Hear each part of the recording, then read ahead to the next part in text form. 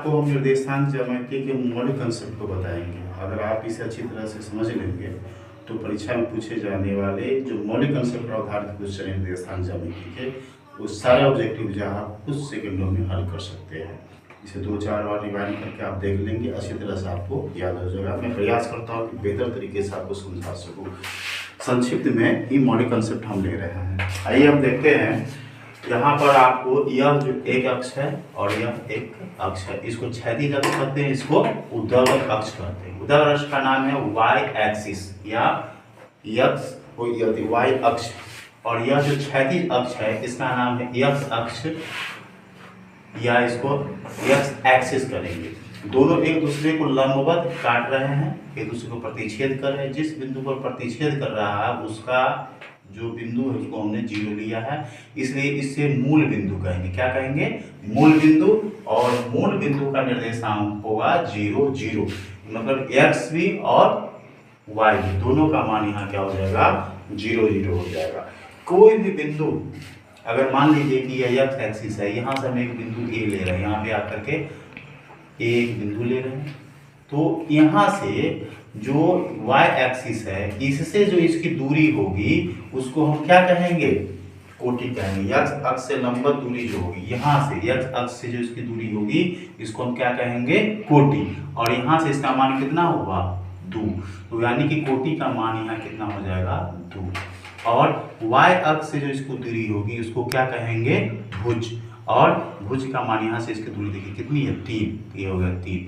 किसी भी बिंदु का निर्देशांक अगर हम लिखेंगे तो उसमें पहले x का मान लिखेंगे फिर y का मान लिखेंगे। अर्थात यहाँ पर मैंने लिखा है किसी भी बिंदु का निर्देशांक x y के रूप में लिखा जाता है, या दूसरे शब्दों में हम कह सकते हैं कि भुज और कोटि के रूप में हम उसको लिखेंगे। तो भुज मतलब x का निर्देशांक पहले लिखेंगे, y का निर्देशांक बाद में लिखेंगे।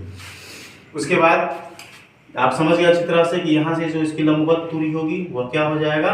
x का मान हो जाएगा, इसको हम भुज कहेंगे। और y से जो इसकी दूरी होगी, x अक्ष से इसकी दूरी होगी, इसको हम कोटि कहेंगे, मतलब y निर्देशांक उसका मान हो जाएगा।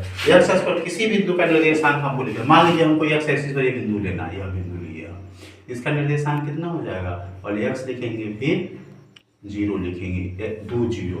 जैसे हमने यहाँ पर लिया x अक्ष पर किसी बिंदु का निर्देशांक x 0 होता है, जैसे ई बिंदु लेंगे तो यह 3 हो जाएगा, y का मान 0 हो जाएगा।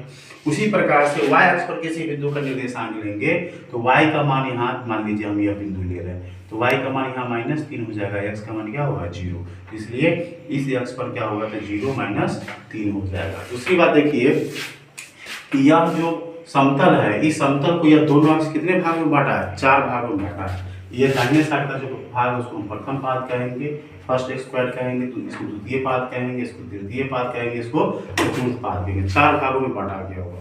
देखिए जो पहला भाग है उसमें x y दोनों का मान क्या है? धनात्मक है, हमेशा वो प्लस में होगा। उसके बाद देखिए यह भाग जो है इसमें एक बी बिंदु है, इस बी बिंदु का पहले हम x लिए तो -2 और y का लिए तो क्या हो गया? 2। इस तरह से यहाँ देखिए x का मान माइनस है, y का मान क्या है? प्लस है। इस प्रकार से तृतीय पाद में देखिए x का मान कितना है? -3 और y का मान कितना है? -2। यह बिंदु C है।